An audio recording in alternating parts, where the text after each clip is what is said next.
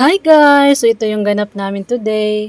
So yun na nga guys, lumabas na kami at dito lang din sa malapit sa lugar namin. At walking distance lang din galing sa bahay namin papunta dyan sa isang kanto.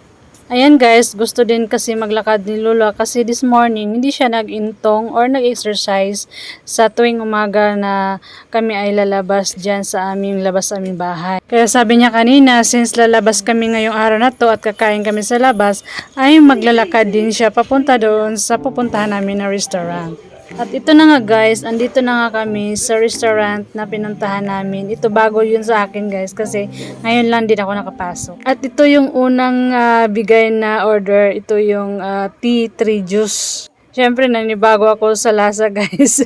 Ngayon lang din tayo nakatikim. Ito na yung order nila na mien or neuro mien. So ito yung mga order namin na mayroong tinapay at yung noodles na may beef. Masarap yan guys dahil nga maanghang yung soup niyan. At syempre dahil busy sila at ito nga kumuha tayo ng konting video na habang kumakain tayo dahil ang sarap ng neuromin.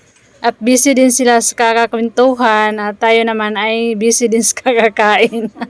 So, pag may mga ganyan kasi guys, syempre kukuha tayo ng mga video para may moments tayo or a video para may pakita natin sa ating family. At ito yung ice cream guys, ang sarap.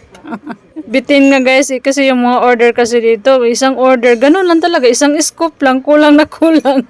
Nabibitin tayo guys pag gusto natin yung pagkain, nabibitin talaga tayo dahil nga kulang yung order natin. Siguro mga 2 scoop enough na yun.